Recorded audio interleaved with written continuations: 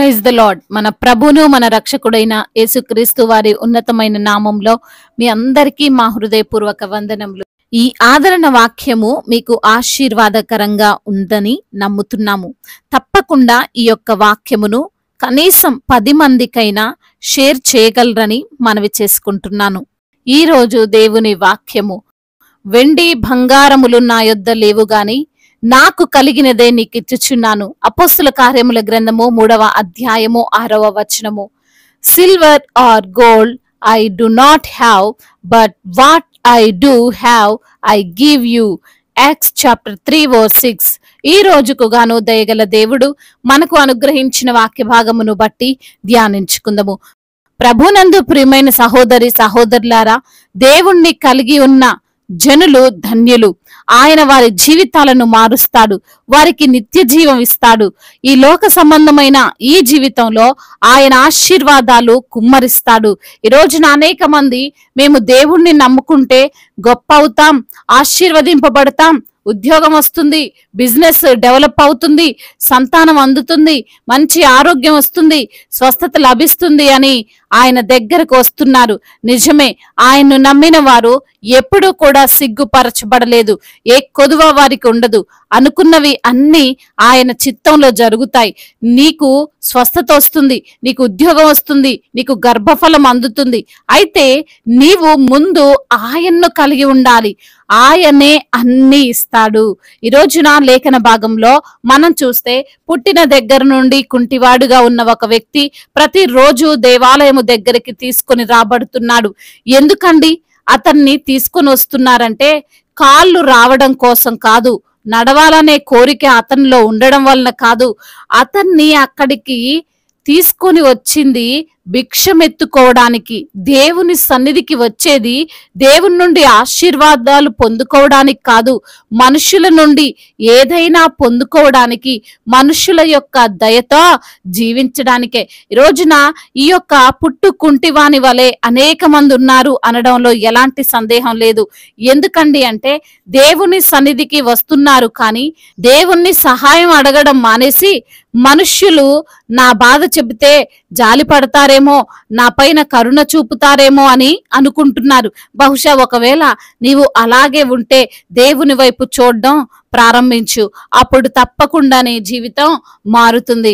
మనుషులపై ఆధారపడిన ఆ కుంటివాడు దాదాపు 40 సంవత్సరాల నుండి ఏం సాధించాడు?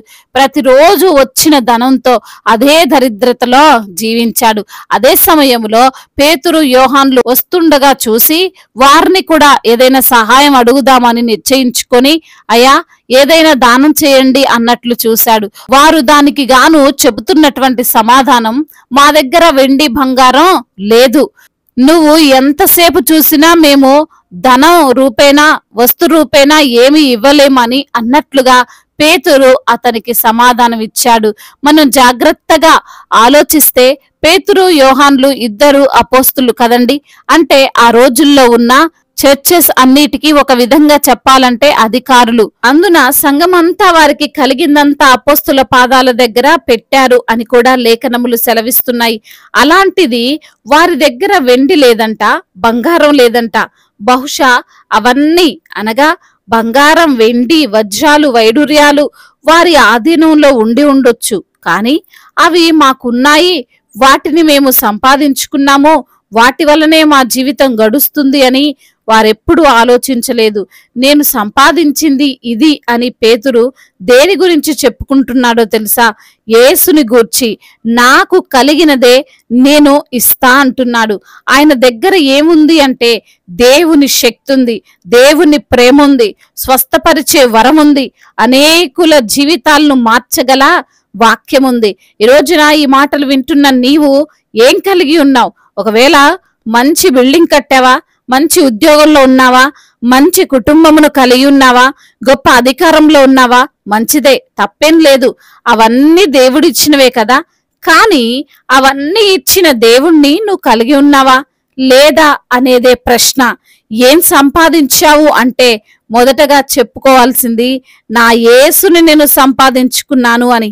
ఆయన లేకపోతే ఇవన్నీ నీకు నిరుపయోగం. ఒకవేళ నీవు ఏమీ లేని స్థితిలో ఉన్నావేమో, బాధపడకు. ఏమి లేకపోయినా నీవు యేసుని కలిగి ఉంటే అంతకంటే గొప్ప ధన్యత భాగ్యమో లేదు. ఆయన ఉంటే అన్ని ఉన్నట్లే. పేతురు యేసును కలిగి యేసు నామములో నడువు అని చెప్పినప్పుడు పుట్టుకుంటివాడు నడిచాడు. ఎంతో మంది అతనికి దానం చేశారు, కానీ ఇలాంటి దానము బహుమానము అతను ఎప్పుడు పొందుకోలేదు. దేవుణ్ణి కలిగి ఉండడం వలన పేతురు అద్భుతమో చేశాడు. నీవు దేవుణ్ణి కలిగి ఉంటే నీవు అద్భుతం చేయగలవు. నీ జీవితాన్ని మార్చుకోగలవు, నీ కుటుంబాన్ని మార్చగలవు, నీ యొక్క ప్రతి సమస్య నుండి బయటపడగలవు. కాబట్టి దేవుణ్ణి కలిగి జీవించు. దేవుడు ఈ మాటలను దీవించి మన హృదయములో ఫలింపచేయునుగాక. వాక్య భాగమును బట్టి ప్రార్థించుకుందాము. ప్రతి ఒక్కరు కూడా ప్రార్థనలో ఏకీభవించగలరు. ప్రార్థన. మహాశక్తి సంపన్నుడా, మహోన్నతుడా, కృపా కనికరములు కలిగిన దేవా, జీవాధిపతి, మీకు స్తోత్రాలు చెల్లిస్తున్నాము తండ్రి. అయ్యా, మరి ఈ రోజున లేఖనము ద్వారా మీరు మాతో మాట్లాడారు ప్రభువా.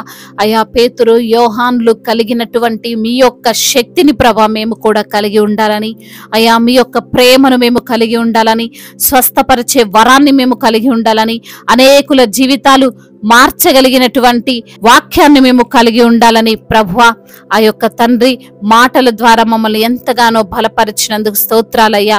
మమ్మల్ని ఎంతగానో సరిచేశారు, బలపరిచారు ప్రభువా. అందును బట్టి మీకు స్తోత్రాలు ప్రభువా. అదే విధంగా నా తండ్రి, ఎందరైతే బిడ్డలు ఈ రోజున వారికి తండ్రి ఉన్న అనారోగ్య సమస్యను బట్టి మీ సన్నిధిలో మొర పెడుతున్నారో వారి ప్రతి మొరను మీరు ఆలకించండి. మొర్ర పెట్టుము నేను నీకు ఉత్తరం ఇచ్చేదనంటున్నావు తండ్రి. అవును ప్రభువా, బిడ్డలు మీ వైపు చూస్తుండగా వారికి ఉన్న శారీరక రుగ్మతలన్నిటిని యేసు నామములో తీసివేయండి ప్రభా. సంపూర్ణ స్వస్థతను, ఆరోగ్యమును మీరు అనుగ్రహించండి. మీ సన్నిధిలో సాక్షులుగా వారు నిలవబెట్టండి అయ్యా. మరి తండ్రి, మాట లేక చూపు లేక ఐసీయూలో ఉండి మరి తండ్రి ఎందరైతే బిడ్డలు అస్వస్థతగా ఉన్నారో వారిని బట్టి ప్రార్థిస్తున్నాము తండ్రి. మరణాన్ని కూడా జీవముగా మార్చగలిగిన దేవుడవు తండ్రి. అయ్యా, ప్రతి బిడ్డను మీ చేతికి అప్పగిస్తున్నాను. ఆ మరణాపాయములో నుండి బిడ్డలను తండ్రి జీవింప చేయమని వేడుకుంటున్నాము తండ్రి. అదే విధంగా ఆర్థిక సమస్యలు, అప్పుల భారాలతో కృంగిపోతూ అయ్యా ఇల్లు గడవని పరిస్థితుల్లో ఉండి తినడానికి లేక బాధపడుతున్న ప్రతి బిడ్డకు తండ్రి అయ్యా సమృద్ధిగా వారిని మీరు పోషించమని, అయ్యా వారిని మీరే ఆదుకోమని వేడుకుంటున్నాము ప్రభువా. అదే విధంగా నా తండ్రి, ఎందరైతే బిడ్డలు ప్రభా గర్భఫలము లేక బాధపడుతున్నారో వారిని మీరు జ్ఞాపకం చేసుకోండి అయ్యా. మీ పాదాలు పట్టుకొని బ్రతిమిలాడుతున్న బిడ్డలకు గర్భఫలాన్ని దయచేయండి. అద్భుత కార్యాన్ని వారి పట్ల మీరు జరిగించమని వేడుకుంటున్నాము తండ్రి. కుటుంబాలలో నెమ్మదిని దయచేయండి, శాంతిని, సమాధానాన్ని దయచేయండి. భార్య భర్తల మధ్య ఉన్న విభేదాలను తొలగించండి, మనస్పర్ధలను కొట్టివేయండి. ఒకరినొకరు అర్థం చేసుకుని జీవించే కృపను దయచేయమని వేడుకుంటున్నాం. విడిపోయిన కుటుంబాలను కట్టండి ప్రభా. అదే విధంగా నా ప్రభా, ఎందరైతే బిడ్డలు చిన్న బిడ్డలుగా ఉంటున్నారో, స్కూల్కి వెళ్తున్నారో వస్తున్నారో వారికి తండ్రి క్షేమ స్థితిని వారికి అనుగ్రహించండి. యవన బిడ్డలందరినీ కూడా మీ చేతికి అప్పగిస్తున్నాను ప్రభువా. అయ్యా, యవన వయస్సులో మీ కాడిని మోసే కృపను దయచేయండి ప్రభువా. అయ్యా, మీ యందు భయభక్తులు కలిగినటువంటి జీవితాన్ని వారికి మీరు ప్రసాదించండి నా తండ్రి. అదే విధంగా నా ప్రభువా, అయ్యా బిడ్డలు గేమ్స్ కి ఎడిక్ట్ అయిపోయి, చెడు వ్యసనాలకు, చెడు సహవాసాలకు ఎడిక్ట్ అయిపోయి ప్రభువా, అయ్యా తల్లిదండ్రి మాట వినుకుంటున్న బిడ్డలను తండ్రి మీరు జ్ఞాపకం చేసుకుని ప్రభువా, అయ్యా వారిని మార్చి అయ్యా వారి పట్ల అద్భుత కార్యాన్ని మీరు జరిగించమని వేడుకుంటున్నాము తండ్రి. అదే విధంగా మా భారతదేశమును, అధికారులను మీరు జ్ఞాపకం చేసుకోండి. భారతదేశమును సమాధాన దేశముగా, అయా ప్రేమ కలిగినటువంటి దేశముగా, సమాధాన దేశముగా అయా ఉండునట్లుగా కృప చూపించండి నా తండ్రి. అదే విధంగా నా ప్రభా, అధికారులందరికీ మీ చిత్తానికి లోబడేటువంటి మనస్సును వారికి మీరు కలగజేయమని బ్రతిమిలాడుకుంటున్నాము తండ్రి. అదే విధంగా చేతి పని చేసుకుంటున్న ప్రతి బిడ్డకు మీరు తోడుగా ఉండండి. బిజినెస్ చేస్తున్న వారిని మీరు దీవించండి ప్రభా. సువార్థికులను మీరు బలపరచండి దేవా. అయా మిస్టరీస్ ని మీరు జ్ఞాపకం చేసుకోండి నా తండ్రి. అదే విధంగా సంఘాలను మీరు విస్తరింప చేయండి అయ్యా. పరిచారకులను మీరు దీవించండి ప్రభా. దైవ జనులందరికీ మీరు తోడుగా ఉండమని వేడుకుంటున్నాము. అన్య జనులందరూ కూడా రక్షింపబడినట్లుగా కృప చూపించండి నా దేవా. అయ్యా, ఇంకా బాప్తిసం తీసుకొని బిడ్డల హృదయాలను మీరు ప్రేరేపించండి దేవా. ప్రయాణాల్లో ఉన్న ప్రతి బిడ్డకు మీరు తోడై ఉండమని అయ్యా, ఇతర దేశాల్లో ఉంటున్న ప్రతి బిడ్డను మీరు తండ్రి ఆదరించమని, బలపరచమని, ధైర్యపరచమని వేడుకుంటూ నజరేయుడైన యేసుక్రీస్తు వారి అతి ఉన్నతమైన నామంలో ఈ ప్రార్థనను అడిగి వేడుకొని పొందుకొని ఉన్నాము మా ప్రియ పరలోకపు తండ్రి. ఆమేన్. ఈ రోజు పెళ్లి రోజు మరియు పుట్టినరోజు జరుపుకున్న వారందరినీ దేవుడు దీవించి సకల మేలులతో, ఆశీర్వాదములతో, కృపా క్షేమములతో, శాంతి సమాధానముతో దేవుడు మిమ్మల్ని నింపునుగాక. మీ యొక్క ప్రార్థన అవసరతలను మాకు తెలియజేయగలరు. మీ కొరకు మేము తప్పక ప్రార్థిస్తాము. మొదటిసారిగా మన యొక్క ఆదరణ వాక్యం చూస్తున్నట్లయితే తప్పకుండా సబ్స్క్రైబ్ చేసుకోగలరు. ఈ వాక్యం మీకు ఆశీర్వాదకరంగా ఉండినట్లయితే అనేకులకు కూడా ఈ వాక్యాన్ని పంపి మీరు కూడా దేవుని యొక్క రాజ్య సువార్తలో పాలిభాగస్తులు కావాలని దేవుని పేరిట మనవి చేసుకుంటున్నాను. మీ గాడ్ బ్లెస్ యు ఆల్. దేవుడు మిమ్మల్ని దీవించి బలపరిచి స్థిరపరచునుగాక.